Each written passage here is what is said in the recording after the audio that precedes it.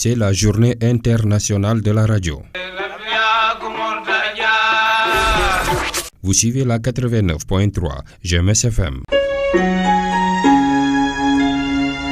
La journée veut sensibiliser davantage le public et les médias à l'importance de la radio. Elle vise notamment à encourager les décideurs à développer l'accès à l'information par le biais de la radio et à renforcer la mise en réseau et la coopération internationale entre radiodiffuseurs. La radio, un outil puissant pour célébrer l'humanité dans toute sa diversité et constitue une plateforme pour le discours démocratique. D'ailleurs, c'est grâce à Guglielmo Marconi, un Italien curieux et inventif.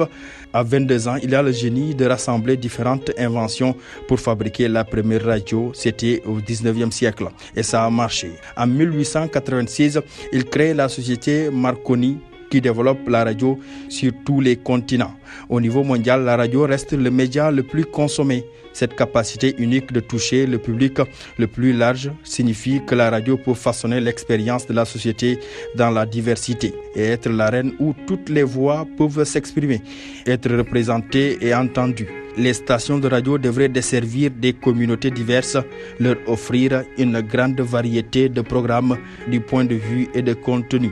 Les radios doivent être capables dans leurs organisations et leurs opérations de refléter la diversité de leur public. L'évolution de la radio se poursuit dans les années 80 et 90. À Dakar, fin 1939, début 1940, première apparition de la radio au Sénégal pendant la période coloniale. Le port maritime de Dakar, à l'époque capitale de l'AOF et bras avancé de l'Afrique vers l'Atlantique, le premier émetteur de radiodiffusion est installé. Très modeste, ses activités sont limitées par la Deuxième Guerre mondiale. Toutefois, l'avenir de la radio est compromis par la main des politiques qui en font leur instrument de propagande au péril de l'équilibre social. La radio construit, mais elle détruit aussi, et à la même vitesse, par onde électrochoc.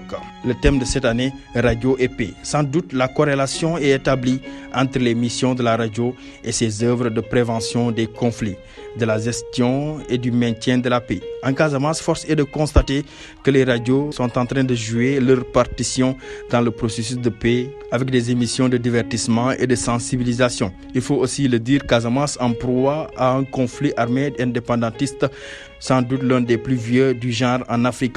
Les radios en Casamance ont agi pour déconstruire les velléités de bataille, de haine, de rancœur, de stigmatisation pour bâtir à la place et avec succès des réflexions de solidarité, de pardon et de bon voisinage.